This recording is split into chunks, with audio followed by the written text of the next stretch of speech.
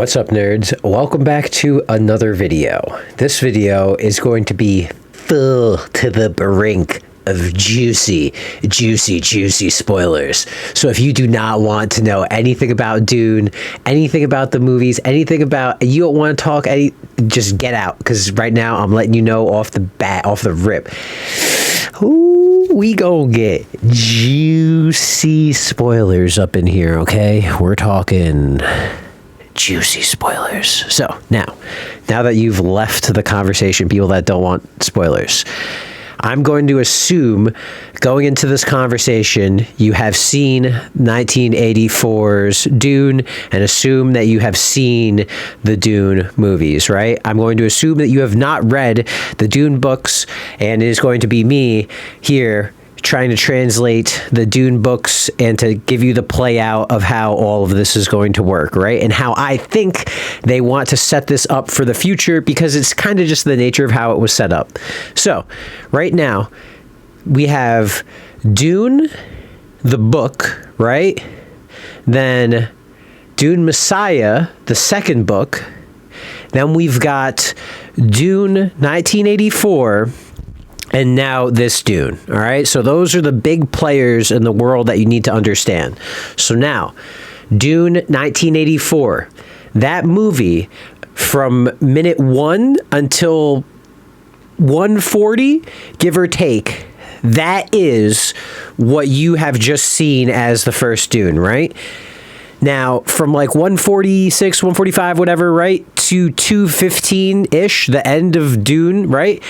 That's where we have the play, you know, the wiggle room for the second Dune movie, right? Which has to happen, because there is no fucking way they are going to let this part one just sit part one. There is no way. And I find it so incredibly hard to believe that they will fuck up the second part of this, because if you've made it this far in the video, you have fucking seen this shit and you're like, whoa, this movie is hype. This story is hype.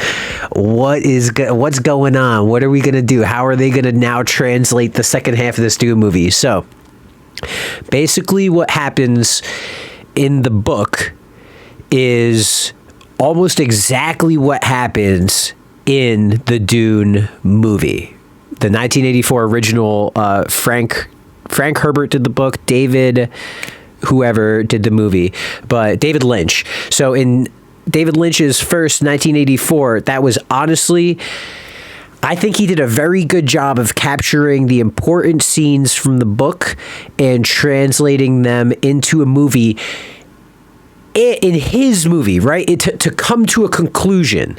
Now, obviously, the areas that he missed out on, that is where this second part is going to blow up and expand, because in David Lynch's movie, you've got a time skip in between like 140, 150, or hour 40 minutes in, hour 50 minutes in the Dune movie, right?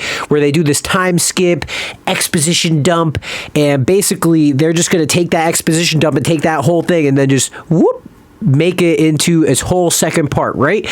But now, are they also going to as well, though, close out the movie and end it like how they ended the 1984 movie, where they just like, and yay, Paul Boudou's Emperor, the end. Everybody's happy. You know, I don't think that's not where the book goes. And I think that the new movie kind of hinted that that it wants to go into some of these places, and whether or not people are ready for a story like this, I mean, because sheesh, Paul is not a good guy, and Timothy Chalamet, whatever, he's gonna be like Benedict Cumberbatch. He's just gonna be Timothy Chardonnay, Timothy Chandelier, Timothy anything that starts with a CH, you know. But he killed it as Paul, and I think that, you know, his ability to just you know, because his character, Paul Muad'Dib, is a human computer, a genetically perfect human computer bred for this like one possible purpose that he didn't even know he was born for, and then was born for it. I mean, just like, oh, and just what an insane character, right? And so here's where we're gonna get really, I already said spoilers, right? But now we're gonna get real spoiler heavy, right? So in the book, where the movies end, the books keep going, right? Obviously. And so this whole jihad that they it's called a jihad, right? I mean, it's the crusade across the universe, cleansing the galaxies, you know, like they go into a bunch of different things in the book, but I mean, it is literally a religious purge where Paul Muad'Dib is Space Jesus, and the coming of Space Jesus comes and he cleanses with the fucking Fremen, who are bred warriors, like insane, like, you know, like we just saw in this movie that they are insane warriors, right? Who murder the Emperor's elite troops for fun, you know? Like, do you think these guys are going to take over the galaxy, like, nicely? Like, fuck no. They're going to jihad across the galaxy, murdering hundreds of trillions of billions of people. I mean, like, an entire... like, oh my God. So are they, do we, how, you know, how ready is the world for like a movie like that? Because, you know, Dune, it had a real nice ending with the conflict, right? But this is all still book one, right? We still got all of book two. We got book two time skip, baby. We have the jihad has progressed. Paul is now become this sentient, like, partial God, like walking, he, you know, like, because I mean, like, it's not like, you know, Jesus in human terms, like Jesus, we have like a limit on the Bible, right? But like Space Jesus, you know, he ain't got no limits. Space Jesus got the power of the universe. He could see everything. I mean, like, fucking A, like, it's pretty fucking wild, right? So are we going to go into now this whole crazy, like, socio-politic, religious, crazy, like, argument, and then because it ends up becoming that Paul is trapped in a vision of the future that he tries so hard to stop, but whenever he, you know, like, it's God, the movie, oh my God, I just gotta take 30 seconds till 8 minutes. You guys, really, if you liked the movie, you need to read the book. Believe me, if you like the movie, because the movie is so incredible, and the reason it's so incredible is because it hits so many different parts of the book, and it does so much.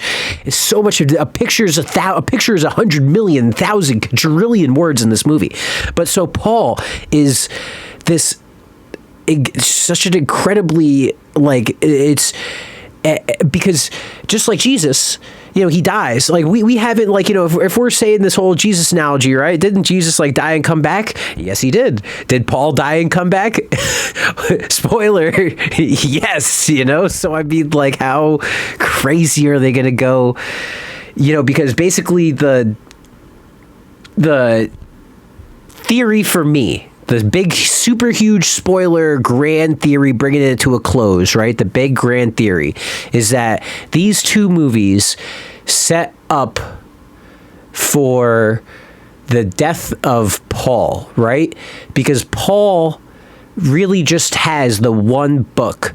Like, he sees everything. So, I mean, like, because of the spice, he gets his eyes burned out, but he could still see because he can see everything because he's living in a vision. He's trapped in this vision, right? And that's part of, like, the jihad and trying to solve this whole problem. So it's like, you know, you've got this whole, like, religious jihad, genocide whole thing going on because of Jesus, right? But then you've got a self-aware Jesus who understands all of these problems and tries to also, but how is he supposed to stop that? So it's him, like, you know, like, oh, okay, but if I kill myself, what happens? Because everyone's just going to be like, hey, Jesus, and then keep killing in my name, you know? So it's like the Paul as a character and how he transitions post-death as the preacher and how he interacts with the mythos, and that, like, because it eventually, the books transition from Paul, which the movies are about Paul, right? But then the books really become more of Paul's movement, you know? Like, I'm just gonna just do the real Jesus Christianity religion metaphor just because it's easy to understand, right? You know, it stops becoming about Jesus and starts becoming about Christianity, right? And then Jesus is just like becomes like a side character with all of this, right? So are the movies going to do like the story of Jesus and then transition into like, you know, the big ball of like Christianity? Are we gonna have like a 2-part story of Jesus, and then the trilogy is going to be, okay, now we've unleashed this giant religious clusterfuck army into the universe. Let's have a 3-part movie trilogy where we try and figure out what the fuck's going on, because there's 6 books, right? So so that's kind of where I just wanted to like bridge the gap, because it's like, okay, you saw Dune, and it's like, okay, so they have these 30 minutes, and then there's a second book, because the second movie, because the movie was significantly different than the first movie in many respects, right? But it was so close to the book, and both of them were so close and so different. Like they both, I can't believe how both directors did so true to the book in such a different but distinct but similar way. Like, I mean, I know these guys did not talk about the movie, and they don't think he had him on set or anything, right? But like, I feel like these guys, you know, obviously David Lynch has been, you know, 40 years or whatever as he's done the fucking movie, right? You know, but I think that they really put together a fucking, you know, a story that I just can't fucking get over. I just can't get over. And my God, there needs to be part 2. Go out and see this fucking movie in theaters. You watching, go see this in theaters if you can. Oh my God, IMAX, Real D, 3D, bro. You're talking about seeing a movie that happens in a sandstorm. You're literally like in the like the technology, bro. Not only is this movie as a trip, the characters in the movie trip during the movie. You just need to. God, I think the fact that Moist Critical Charlie gave it a 95 or a 9.5 should say so much, because I mean, like, my man knows movies. He fucking knows movies, and he would tell you if it was a bad movie. I would tell you if it was a bad movie, right? If you like these movies, if you really like these movies, read the fucking books.